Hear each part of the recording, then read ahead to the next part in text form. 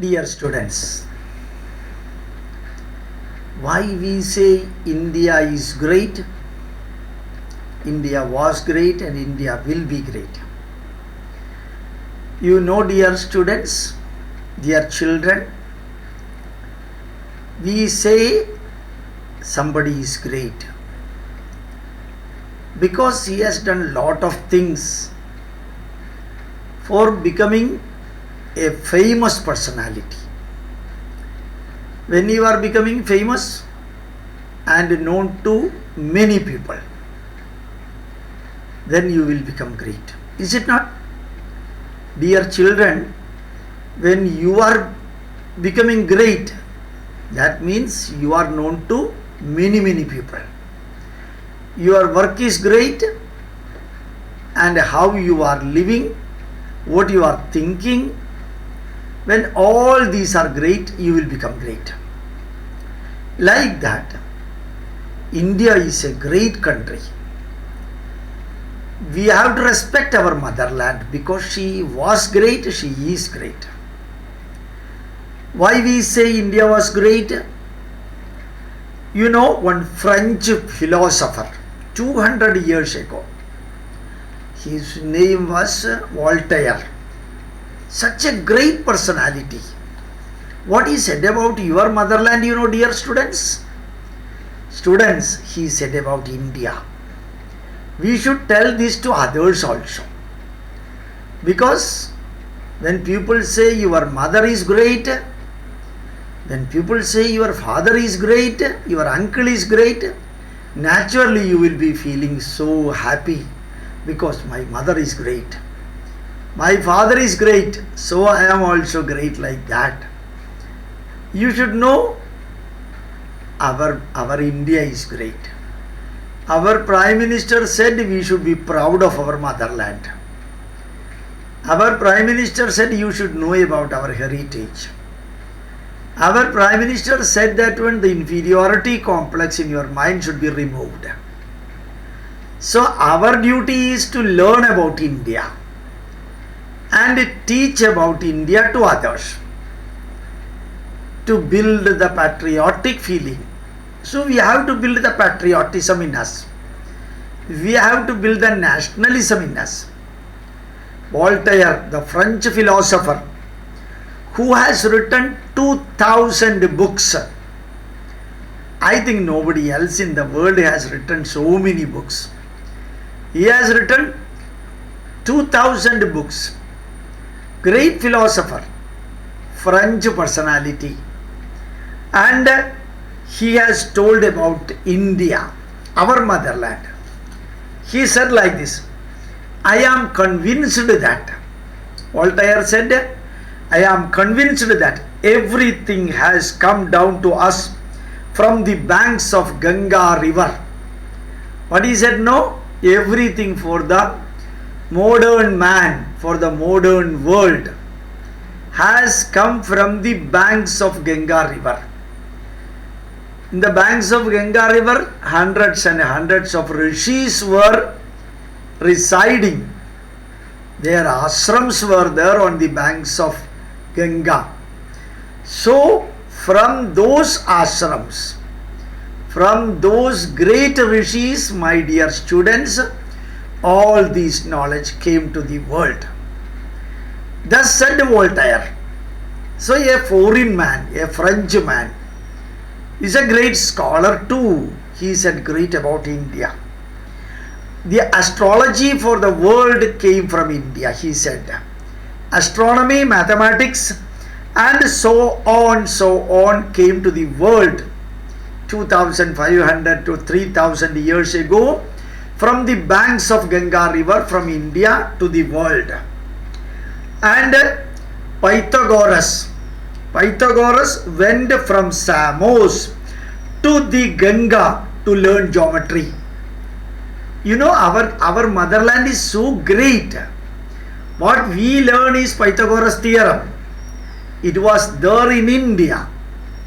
Bauddhayana Sulbasutram tells Dirghajadrasrasya Kshanayarajjuhu Parshomani Tidyanmani cha Yat Pradak Bhude Kurutastat Ubayam Karodi. This is the Pythagoras theorem given 2800 years ago in Bauddhayana Sulpa Sutram. My dear students, unfortunately we are still learning it as Pythagoras theorem. It should have been Bauddhayana theorem. But for learning Pythagoras theorem, Pythagoras started from Greek or somewhere, Samos, and came to the Ganga river, bank of the Ganga river, for learning the Indian heritage. But he would certainly not have undertaken such a strange journey. Pythagoras would never have gone to India. My dear students, young brothers and sisters, Pythagoras would never have gone to India, because by walk or on the camel they have to come to India from Samos. It is not that easy journey. But he took all the strain to come to India. Why did he take? According to Voltaire, he took that certainly not strange journey because of the reputation of Indian knowledge, because of the emeritus professors lived on the bank of Ganga. He came to India, Megasthenes came to India, and Iltutmish came to India, and tens of thousands of students from around India came to India, to Nalanda, Vikramashila, Takshashila, for learning Indian values. Dear students, you should also know that. You should know a French philosopher. Voltaire said about the greatness of Indian scholars. Many people came to India exclusively because such wonderful knowledge existed in India. Only in India it existed. That is why thousands of people travelled to India for learning this. And Voltaire also tells, the Veda was the most precious gift for which the West had ever been indebted to India. Vedas. Voltaire is telling, not an Indian. A French philosopher is telling that Vedas, not singular Vedas, Rigveda, Yajurveda, Samaveda, Atharvaveda, the most important contribution of India to the world. Vedas are the most important contribution, dear students, to the world.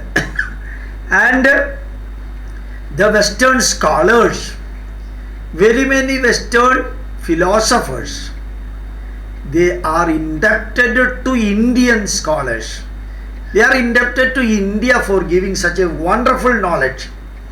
Without copyright, they gave it to the world. Told, you learn and you preach and you spread the message. That is what the Indians said.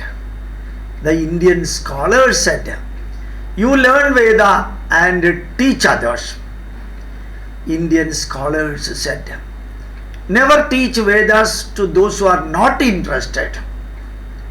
Only teach Vedas to those who are interested, and those who respect Vedas, and those who are really interested in understanding and using the knowledge of Vedas. That is what the Indians said.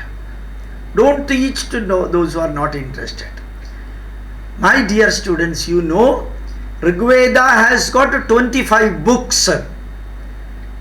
These created about 5,000, 6,000, 7,000, 8,000 years ago. Yajurveda has got 108 books. 108 books, so it is told Yajurveda Vriksham. Dear students, you should know that Rigveda is not one book. Rigveda is 25 recensions. Yajurveda is not one book. 108 recensions are there. Written many thousand years ago, my dear students.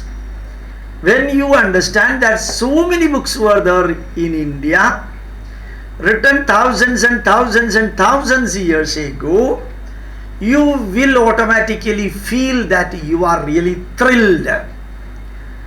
And remember that Samaveda 1000 recensions are there. Atharvaveda 50 or 52 recensions were there. So our Voltaire tells, the Vedas are the greatest contribution to the mankind from India. And he tells, if India, whom the whole earth needs, the whole countries in the world on the earth needs India. People of the world needs India. And who alone needs no one else. India never wants any other country's help. India need not have to have the support of other country. India could stand of her own. India will stand of her own. And India does not need anybody's support. But the world needs Indian support. Voltaire tells from France. And must by that very fact that the most anciently civilized land, India is the most civilized land.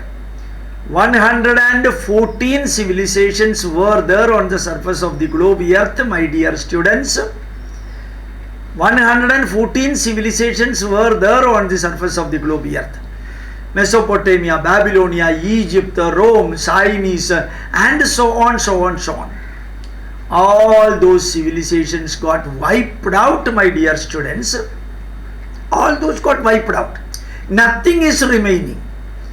Not even the small part of the remaining things are there. But remember, Indian civilization is there as such. Beautifully Indian culture is there as such. Our Tirupati temple, our Padmanabha Swami temple, our Chola, Chera, Pandya, Hoysala temples, Vijayanagara Samrajya temples, Gwalior temples, and all the forts and palaces. The science and technology existed in India for many hundred, many thousand years ago, still exist. My dear students, our acharas, vicharas, vishwasas, everything is remaining intact.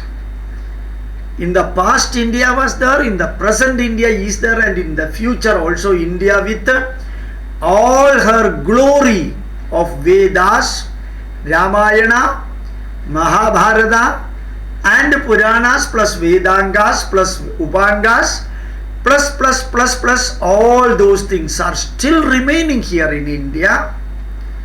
Voltaire tells that every country wants India, but India does not look a helpless country nor a slave of any other country. Even without the help of other country, India can stand. And remember that it is the most anciently civilized land. India is the most anciently civilized land. Rigveda is the most ancient book, and it still remains here in the most anciently civilized land. It is remaining here, and therefore have had the most ancient form of religion. In India, we do not have any religion, but we have the way of life, dharma. Dharma means duty, responsibility, and privilege. It's not the religion. Many people say, what is the religion of Harappan people, Mohenjo-daro people? We never had any religion. We did not want a religion also. Ours is the most ancient dharma. Sanatana dharma, dear students, we have to learn that. We have to teach others. We have to send the link of this speech to others. And he has said, we have shown how much we surpass the Indians in courage and wickedness. Voltaire tells, Europe and other countries are cruel and wicked. We even destroyed India. We destroyed other civilizations. We are the wicked people. We are so cruelly courageous. Our courage and boldness is not for positive things, Voltaire tells. It is wickedness, cheating others, looting others. That was the culture of Europeans and Americans and English people. But India never did that. They only give it to others. Our European nations have mutually destroyed themselves. The European countries mutually destroyed themselves in the process of looting others. In the process of looting others, they destroyed. But India never looted others. We helped Burma, we helped Nepal, we helped Bhutan, we helped Malaysia, we helped Indonesia, we helped Mauritius, we helped Sri Lanka. We helped all other countries whenever they need help from us. Whenever they needed help from us.